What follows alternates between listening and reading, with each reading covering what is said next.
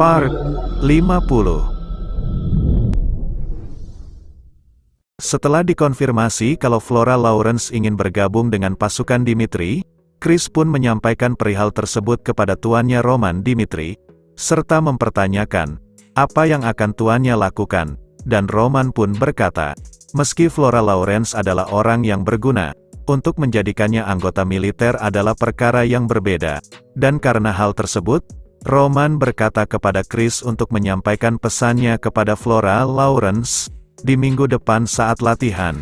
Jika Flora Lawrence bisa membuktikan kelayakannya sebagai anggota pasukan, Roman berkata kalau dia akan menerimanya. Tapi inti dari perkataan Roman tersebut, pada dasarnya itu adalah penolakan. Di pagi hari, waktu pelatihan pun akhirnya tiba.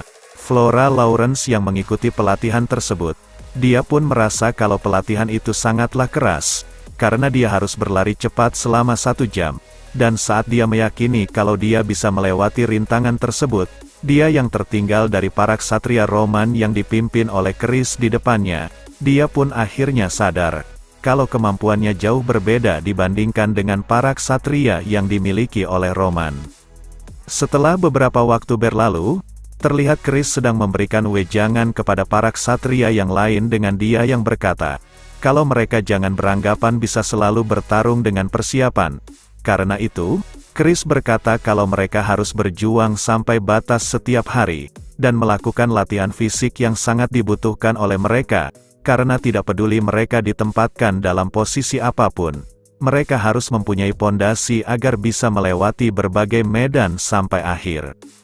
Di sisi Flora Lawrence yang baru sampai, dia yang terjatuh bersujud karena kelelahan dalam mengikuti pelatihan yang keras tersebut, dia yang meski menyadari kalau pelatihan tersebut untuk membuatnya menyerah untuk menjadi ksatria Dimitri, dengan tekadnya yang kuat, Flora Lawrence berkata dalam hatinya kalau dia akan tetap melakukan latihan tersebut, dan akhirnya, pemanasan berlari selama 1 jam, ditambah mendaki gunung selama 1 jam, dengan total latihan dasar selama 2 jam akhirnya bisa dilewati oleh Flora Lawrence.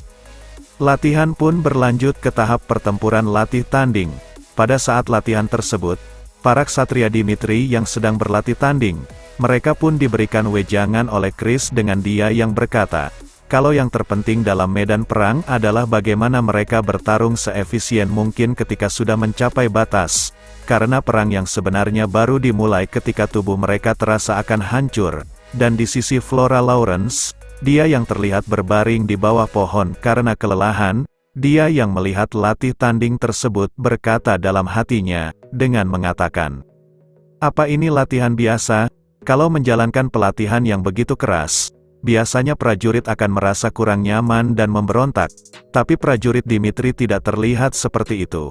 Mereka malah terlihat lebih bersemangat, tidak perlu berkecil hati, seharusnya aku bisa terbiasa dengan latihan fisik ini. Aku tidak akan menyerah begitu saja.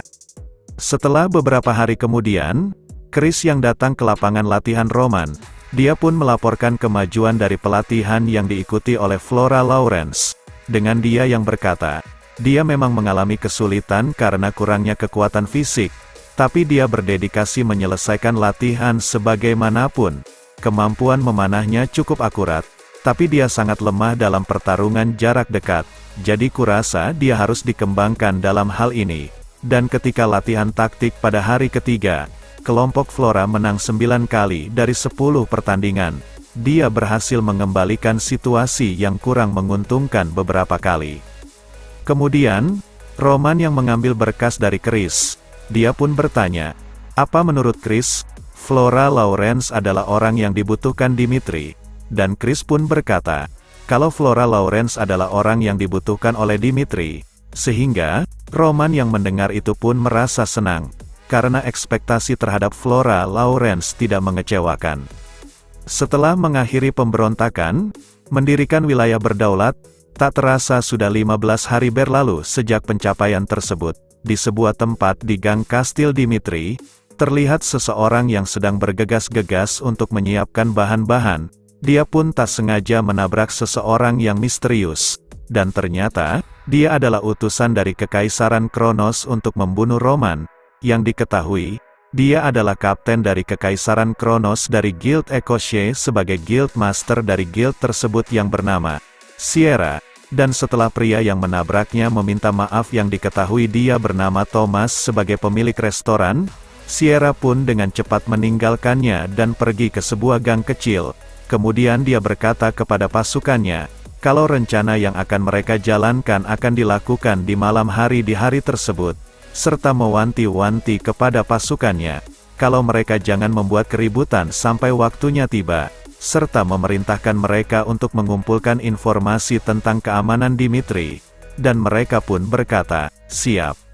Setelah beberapa waktu berlalu, di alun-alun Dimitri, Sierra yang sedang duduk di sebuah bangku sambil melihat keadaan di tempat tersebut, dia yang melihat beberapa ksatria Dimitri yang lewat di hadapannya, dia berkata kalau tingkatan aura dari ksatria tersebut cukup tinggi, sehingga dia tak menyangka kalau prajurit biasa bisa mengeluarkan aura sekuat ksatria aura, dan karena hal tersebut, dia meyakini kalau dia membuat keributan di tempat tersebut, keselamatan untuk hidupnya tidak bisa dijamin, dan tak berselang lama, seseorang pun datang dan memberikan informasi kepadanya, kalau hasil dari penyelidikan di tambang besi, orang tersebut berkata kalau prajurit Dimitri langsung muncul di lokasi dalam 5 menit setelah terjadi kecelakaan tambang, dan karena hal tersebut, orang itu meyakini, kalau rencana mereka yang akan dilakukan di malam hari dan membuat kegaduhan, itu akan sama dengan yang terjadi di tambang, dan karena hal tersebut, orang tersebut menyuruh Sierra untuk berhati-hati, karena di wilayah Dimitri terdapat banyak orang berbakat. Sierra yang mendengar itu pun berkata dalam hatinya, kalau mungkin, Roman sudah mempersiapkan keamanan yang begitu kuat karena sudah tahu kalau Kekaisaran Kronos akan mengirim asasin, dan bukannya takut. Sierra malah merasa senang, karena situasinya menjadi sangat menarik, dan jika dia bisa berhasil membunuh Roman setelah melewati keamanan seketat itu, Sierra beranggapan kalau itu akan menjadi pencapaian yang sangat tinggi baginya. Kemudian, dia berkata kepada pria yang memberikan informasi tersebut untuk menyampaikan kepada setiap anggota guildnya, kalau tidak ada perubahan dalam rencana mereka. Di malam harinya, sebelum rencana mereka dilakukan, Sierra memberikan instruksi kepada anggota guildnya, kalau mereka harus masuk setelah 15 menit setelah dia masuk terlebih dahulu, dan setelah dikonfirmasi rencananya, di sisi Sierra, dia yang dipenuhi dengan keyakinan kalau dia bisa membunuh Roman dengan mudah, dia pun mengaktifkan invisibility yang terdapat dari artefak sihir yang bernama Cloak of Invisibility.